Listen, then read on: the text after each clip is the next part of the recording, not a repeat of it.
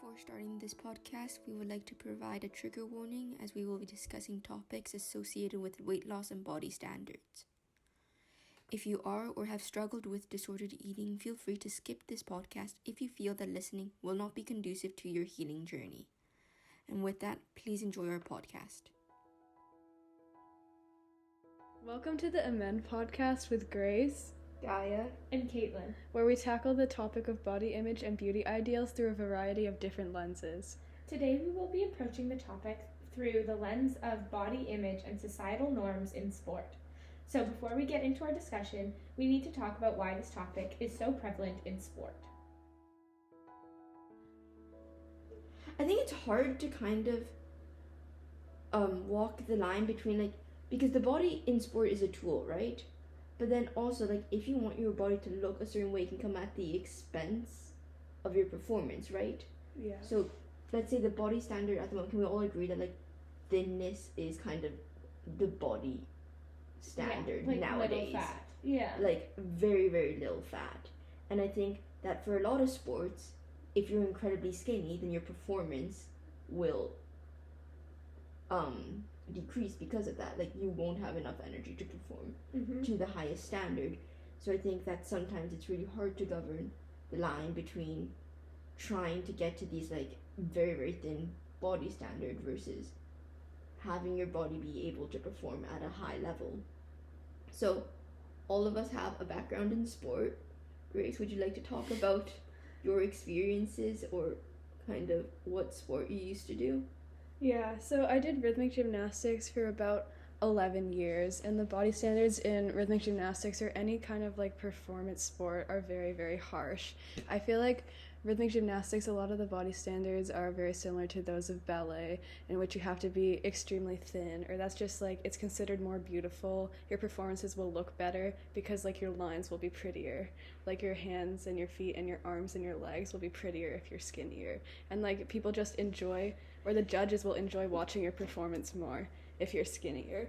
And this is a very, very toxic body ideal, and it creates a really unhealthy atmosphere for the athletes. And it's also kind of counterintuitive at times, because for things like ballet and gymnastics, they're sports that require a lot of strength. So you generally develop a lot of muscle through the training because the training is very difficult. But they don't want you to be muscular because muscular doesn't look nice, it doesn't look pretty. So they want you to be strong and able to do so much, but you also have to be super skinny and super not muscular, which is such a contradiction. And it's so unhealthy to push on girls that thinness is the ideal, and it creates a really toxic environment among girls themselves. Even when the coaches don't explicitly say it, girls will be oh, I'm so fat, or you're so much skinnier than me, or oh, I'm so fat, I need to eat less or whatever, I need to train more. This is not good. And if you feel comfortable, have you ever felt these pressures while competing or in your sport? Yeah, or I don't know, I feel my coaches generally weren't that bad, but it was really strange when we would go to competitions and they would be oh, you shouldn't get dessert, or they would make really weird comments about the food that we ordered to eat too. And I know it wasn't as bad for me, especially since I was younger at the time when I was doing it. It was generally the older girls who suffered the most. But yeah, that was always really I mean, we would get dessert anyways, but we would just try and hide it from them. We would try and hide all our snacks from them because they didn't like to see us eating that kind of food. And there's been times at practice before where their coach has just been you all need to be skinnier, you're all not skinny enough. And I haven't personally experienced this, but I know that I've heard lots of stories of coaches forcing girls to weigh themselves in front of the coach and then commenting on their weight and saying whether it needed to improve or whether it was okay, or what their opinions on it were. Yeah, so I did skiing since I was 6, and I guess compared to gymnastics, I'd say the body standard is much more lax in the sense that thinness isn't necessarily something that you need to achieve to do well in the sport, just because being muscular is kind of a necessity for skiing. But even then, I had kind of similar experiences where my coach would be incredibly restrictive with the foods we were allowed to eat on trips.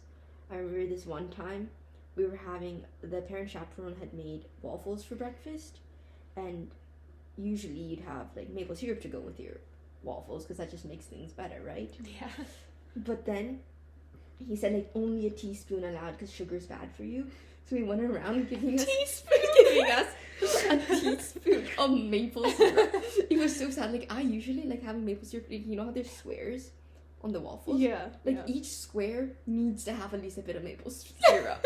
There was like a single drop on one square, and it was just like, and this coach, I think there's something wrong with him because he's had like several of these episodes where like once when we'd buy pop or like any soda of any sort, he'd tell us, oh, you're only allowed to have a capful of it at a time. I love this guy. So he'd be like, yeah, you can take it as a shot, guys, just like a little burst of energy. You know, I think it's so funny what you said about in regards to like breakfast, because I remember sometimes we were at hotels that would have really nice breakfasts, or like because they were like kind of nice hotels, and my coach would be like, you guys can have oatmeal. You can just eat oatmeal for breakfast, and none of us would listen, but like we would try and like hide our food from like the coaches if they saw. Oh yeah, I remember at skiing there's this one resort that had such good cinnamon buns, but we knew that the coach would never let us have it because he was insane. And yeah, I just remember like after a race we'd go so quick into the lodge before he got there so that we could have our cinnamon buns before he saw us, and then like throw it away so we wouldn't see it after. Oh. Want to talk about your experiences with your sport, Caitlin? I would love to. So I've played volleyball for like 8 years now, and I've noticed it like body image and like beauty standards are definitely more prevalent in beach volleyball. I mean, I'll talk about my indoor experiences, I guess, for a little bit. So I would say most girls just try to be very skinny because it's easier to jump high, and that's a big part of volleyball. But also, I mean, jumping is like a big part of jumping high is also muscle. And I find some people try to have muscle, but you like not to the point where it's bulky, and that is such a small area of like as a goal for a girl to have. Like it's so hard to get the exact amount of muscle to like not be seen, but you're still very strong. So it's basically impossible for people to reach that standard. And then with beach volleyball, I mean, even just like the uniforms we wear and stuff, people in bikinis, like your body is on display, and everyone you're playing against and your teammates, they all can see you. So, yeah, it's definitely a unique experience to be like that raw with people around you. I would say, I mean, a lot of people strive to be muscly in beach volleyball, but it's interesting because a lot of the girls I play with also want to meet societal standards for women, which usually revolve around being less muscular. So that's where like societal standards and like sport beauty standards kind of clash for me, because you can't please everyone when it comes to your sport and like what society wants from you. Yeah, I think it's especially difficult because I stopped skiing last year. So to me, the like achieving this like ideal body type wasn't something that like was really a topic I thought about, just because I was much younger. But I guess navigating this, like as you get older, you become much more aware of these body standards through social media or just through the pressures, like societal pressures. So I can see how it becomes much more difficult to navigate as you get older. Yeah. I think like this especially comes with like girls and like going through puberty, like your body changes a lot and sometimes it's really hard to get used to. Mm-hmm. And I feel like the attitudes towards puberty are really unhealthy in a lot of sports, like especially performance sports, like rhythmic gymnastics, like ballet, like gymnastics, like figure skating. Or they seems like they want to like punish you for like your body changing, or like when you go through puberty, like you are going to gain weight, like that's just what happens. But then like girls who are so used to being like skinny and like never being like told off by the coaches for like their weight suddenly feel like they're like so fat and they like need to change it, they need to do something about it. But like that's just like that's how your body changes. And it seems like they like, especially like at the high level, a bunch of these sports right now, like the girls who are like winning everything are like extremely young. They try and put off puberty for as long as possible because they see it as like an impediment, which is like, this is like a systemic issue in these sports that needs to be addressed. But like you feel it individually and it's really not good. Yeah. So I think now we're going to talk a little bit about revealing uniforms for women in sports, and just how that plays a part in perpetuating these like beauty standards within sports as well, and just how it affects female athletes. So we can start off with the idea of sexploitation. So I will quickly define that for anyone who doesn't know what it means. So sexploitation is a form of marketing, promoting, or attempts to gain media coverage which focus attention on the sexual attributes of female athletes, especially the visibility of their bodies. So this concept really plays at the idea of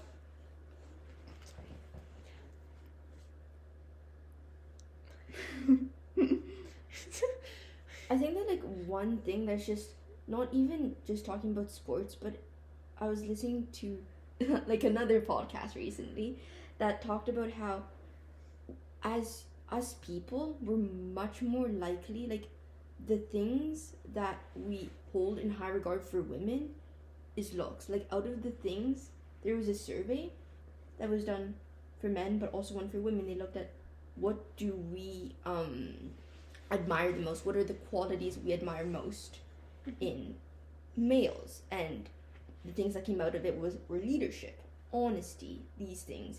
Said for females, the first thing that came up was overall attractiveness. And they said that like one thing that comes out a lot is that women get a lot of compliments on their looks before anything else. Mm-hmm. So let's say you see a family friend after a long time. If there was a girl, they'd be like, oh, she's so pretty. But with a guy, they'd talk about other qualities, like, oh, I see him being so passionate about his job. And I just, when you think about that, I think about how true that is. Like, even, like, these things happen subconsciously. Like, you don't want to perpetuate this, but do you find yourself ever, like, admiring, like, these are the qualities you look for in girls more than in guys? For sure. And I feel like this can apply to like the overall world of sports, because I feel like a lot of competitive women's sports have had like struggles to find like an audience, or like struggles to be taken seriously, or like they're not regarded as like as seriously as men's sports. And like a lot of men's sports you make like a ton of money in them, and they have huge fan bases and huge viewership. And it's like a question of like, are these revealing uniforms like a ploy to get more people to watch women's sports? Like, are people more likely to turn on the TV if they know they're going to see like an attractive, like beautiful woman on the screen? Like, is this the only reason why people are watching women's sports? The same thing, like, is this the only thing they see about women? Are they not taking women seriously? Whereas like, just like Gaia just talked about, like the way that like women get complimented on their appearance before everything else. Yeah, and I mean what Gaia said, like that's what people value in women. Why wouldn't like the smart people who are marketing and promoting to society use that to their advantage and put women in more revealing clothes and make them wear makeup and look really pretty? Because I mean, with these surveys that we're getting results from, it's saying that people do appreciate that. So it's interesting because that form of marketing, based on what Gaia said, it should work. Yeah, I know. I remember I read a book about, like, advertising once, and it said one thing that, like, would really work was, like, adding a picture of, like, a pretty woman to your ad, and you would get more people to look at it. And I feel like you see that a lot sometimes. Like, it's an ad for something, like, totally unrelated, and they have, like, a beautiful woman holding the product, like, smiling. Like, and It's like, why is that there? Like, that was unnecessary. Mm-hmm. And going back to these uniforms, I feel like it's so hard to break out of the cycle now, just because it's now been, like, let's take leotards, for example, for gymnastics. These leotards have now been a part of the sport for so long that it's so hard to break from the standard.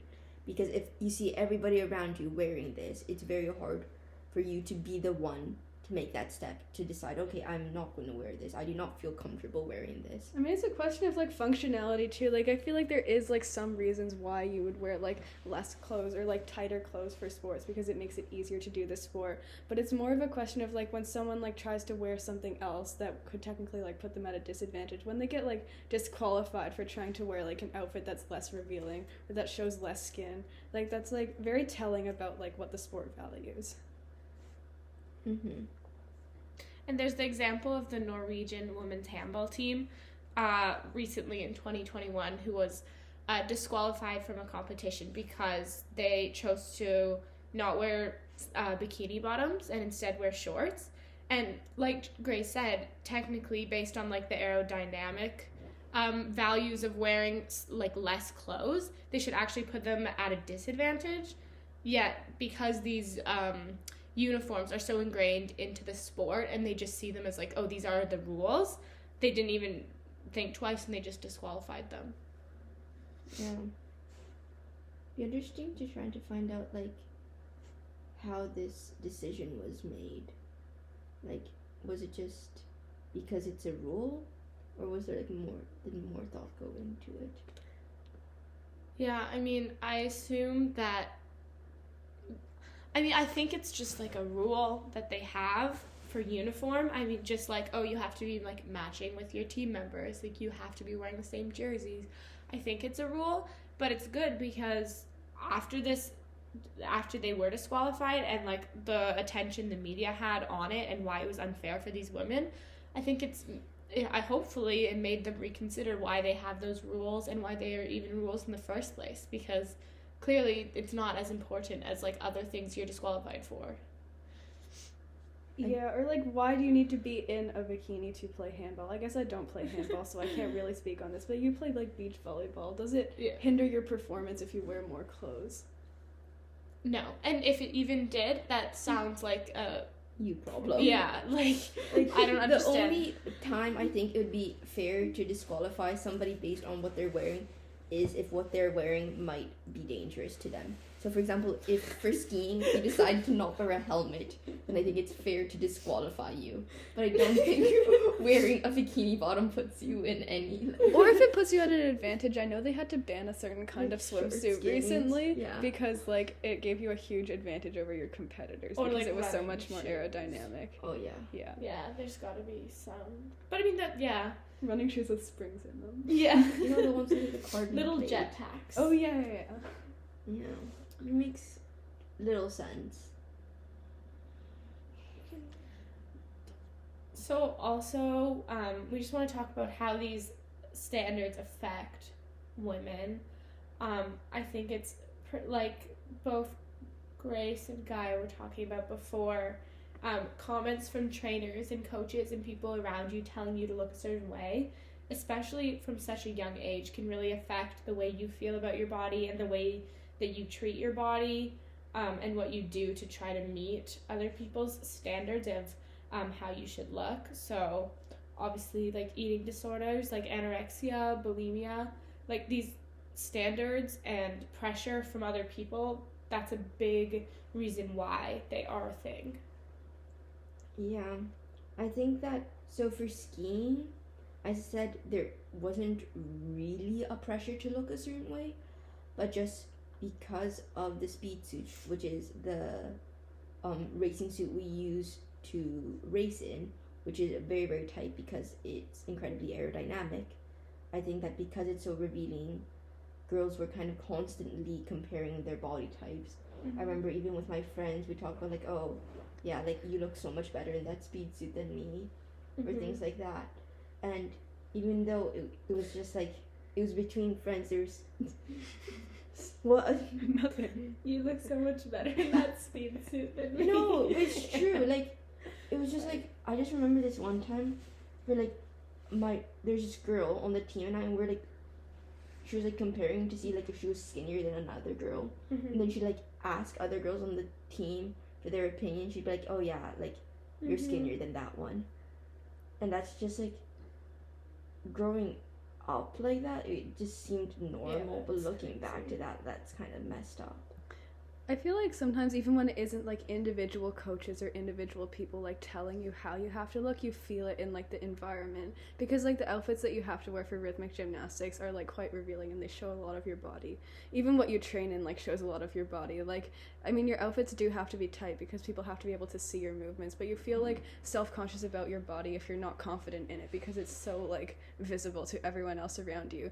And if you see like the people you look up to are skinny, or like if your coaches even say like, like, oh wow, like your body like looks good like to someone else because they're skinny. Like you're gonna feel like really self-conscious if you feel like you don't fit the ideal, especially when your body is on display to like everyone. And these ideals can get ingrained in you really, really early on, and it's really hard to like break out of them once you've like grown up with that. Yeah. And there's also ways that people make comments. I mean, specifically in sports, coaches and trainers can make comments to you. They aren't directly talking about your body, but then when you go home and you think about them, it kind of is. And as an example, like in volleyball, there's always coaches telling you to like jump higher or like be faster. And that all has to do with like your muscle mass and your weight.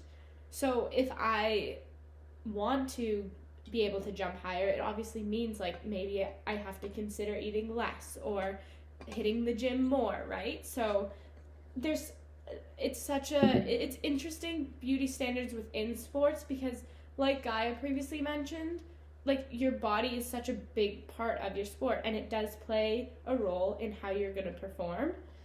So I mean, yeah, like it has to, there's always going to be some regard for your body when it comes to sports. Yeah, and also, as Grace was saying, that as we're starting to push for like athletes to be younger and younger, I think that it means that they're just all the more impressionable. Mm-hmm. So if you see that your coach, a figure that you look up to, like somebody who you trust, is pushing these body standards onto you, you're going to try to like appease them, right? You're going to try to meet this goal for them. Like you think that they know better than you. Yeah, because you're taught that coaches and trainers, they know best, and they're just trying to help you be better at your sport. So why wouldn't you listen to them, right? I think that even if commentary on your body isn't negative, like constantly feeling like people are like looking at your body or like your body type, like it has to be a certain way, like that can really affect you, and it can like really like alter the way you think about yourself. Like I know I didn't ever feel like my coaches like had negative things to say about my body, but I felt like I still felt like it had to look a certain way, and I still felt like that was not good for me. Mm-hmm.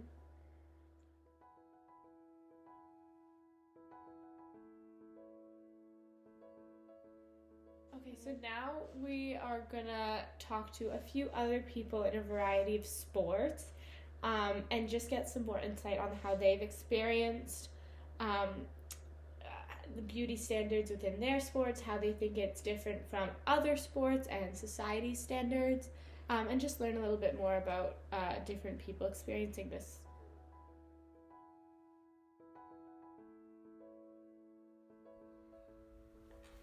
Alright, hi, I'm Sam, and I'm a senior in high school, and I've been playing specifically volleyball for about 5-6 years, but I've had a long history of various sports, starting off with dance when I was really young, moving on to swimming and martial arts, picked up basketball and ultimate while in school, did it a little bit outside of school, and then I picked up volleyball, fell in love with it, and I've been sticking with it ever since. So something that I think I've really learned a lot about through my years of playing volleyball, specifically beach volleyball, is the standards that are set for specifically female athletes on how they're supposed to look. So a lot of the time there is a stereotype that volleyball players are supposed to have a certain look, and they're supposed to be skinny and have a larger butt and all of that stuff, and I think it was really detrimental to a lot of girls' mental health when they didn't look like that growing up, which is obviously not a achievable body standard for everyone. And I think that with summer rolling around and everyone wanting to get into that quote-unquote bikini body, it's really difficult for a lot of young girls to see what they need to look like and want to pick up a sport, because I know that a lot of times if you look online at any kind of professional beach volleyball, they're only wearing sports bras and bikini bottoms, and they all look amazing. You know, they're professional athletes, and so they're ripped and they look a certain way, but a lot of girls aren't like that. Okay, that's great. Thank you for your intro and just those thoughts on how you've experienced it through your childhood and now your teen years. Maybe do you want to touch on how these standards in sports and these societal standards, I guess, potentially with sports you also want to be very muscular and you want to like, because that helps you be good in a sport, right? And maybe those standards to try to improve your skills in a sport and wanting to be more muscular affects how society wants you to look. Oh yeah, so that's a huge one. I've actually had long midnight conversations with a good friend of mine about this. She is a provincial paddler, and for her sport she needs to have a super strong upper body, like whole body, but she has like beautiful shoulders, gorgeous back, and she is so ripped. But I know that she struggles a lot of the time because she's told me that she thinks her shoulders look too manly or too broad, and it makes her look less feminine in a way, even though they help her so much in her sport. And I know that this is a really big issue for a lot of athletes, specifically female athletes who want to start lifting. Lifting is an amazing way to gain muscle for any sport or just for like personal growth. But a lot of people put it off because they're worried they're going to become too muscular and too bulky, and it'll make them look less feminine in other people's eyes or less beautiful even. And I think that that is really bad, and that's good. I think that it's really difficult to see that in someone, and like see that in one of my best friends and her having such a love-hate relationship with that part of her sport because of how it makes her feel. So if there's anything I can say, it's lifting does not change the way you, if there's anything I can say, it's that lifting does not make you any less feminine or any less beautiful, and becoming more muscular and strong for your sport, I think, is more of a powerful move than anything else. Very nice.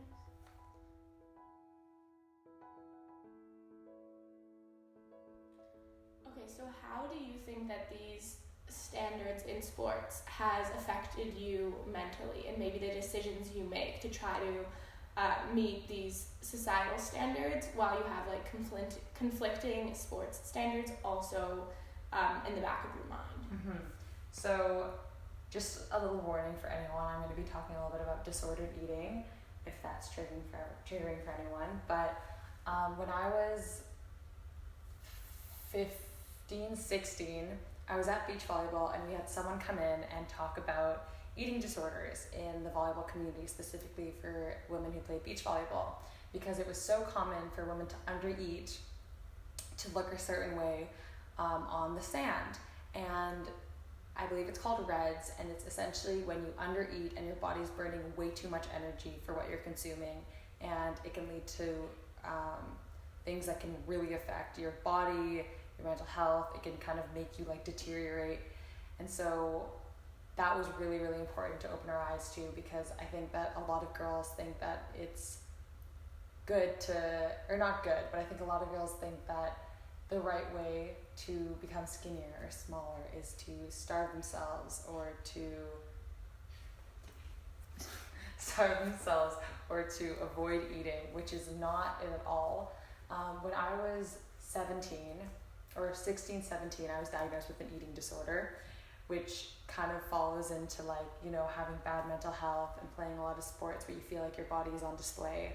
But I think that it almost makes you a stronger person to kind of persevere through that and see through your own lens instead of trying to see it through like everyone else's, that you are like perfect and beautiful the way you are. And even though I still play beach volleyball and I still hate having my body out for everyone to see, I know inside that I love what I see, and so it doesn't matter what anyone else thinks, even though it takes a very long time to get there, and very much so easier said than done.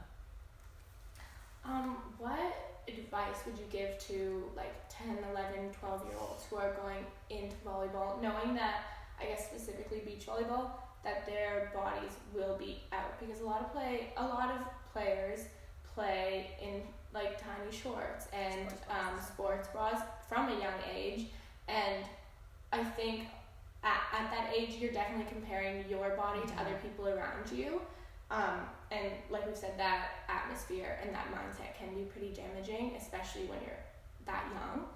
So I guess what would you say to those girls, just to try to help them through that? That's a great question. That's a great question. I'm trying to think what I would have said to my younger self when I started playing beach volleyball, or what I would say to someone who is starting. And honestly, I'm almost coming up blank. I just feel like I know what it's like to have someone go up to you and tell you all of this stuff, and you nod and you understand what they're saying, but it's hard for you to really feel what they're saying, if that makes sense. I know that a lot of the time I had people telling me, oh no, you're so, your body is amazing, you're so beautiful. I'm like, yeah, it's true, but it's so hard for people to see that for themselves. Especially because people tend to not see themselves in the way that other people see them. And so if I had to give advice to a young athlete starting off with volleyball or beach volleyball, the one thing I would also do is just, you can never tell someone to not compare them to other people, because it's basically telling a table to not turn. It just, I guess that doesn't make sense. But you can't tell people not to compare themselves to others, because it won't stop them from doing it. It's just something that happens. It sucks and it's super crappy, but it happens. But I would say if you're gonna do it, just don't take it to heart, and you just have to remember that everyone is different in their own way, whether it be the way they look or how they think or the path that they're taking in their life. And it's so, so important, I think, as a young kid to grow with that mindset that even though they look like that and I look like this, we're both beautiful, and it has nothing to do with how we look and how people perceive us. Because people say all the time, they're like, flowers and sunsets are so different, but they're both beautiful and stuff like that. So I think that that's really important to start thinking about at a young age, because then if you grow with that mindset, once you get to be, my age, I'm 18 now, almost graduated, I think that would be really good, because I started thinking that way too late, and I'm still working through it now. But if I had started thinking that when I was 12 years old, 6 years later, I think I could really be in a good spot.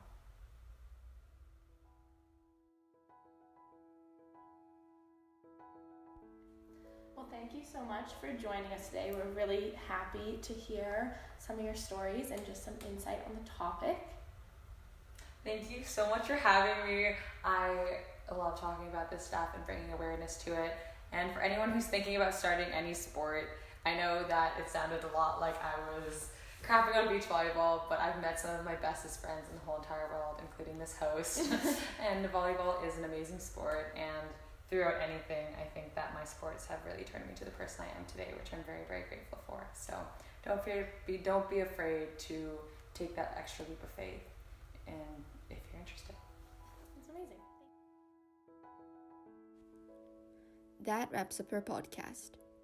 We hope these conversations gave you new insight on the topic of body image, and that you learned a bit more about the impact being in sports can have on a person's perspective of the ideal body type.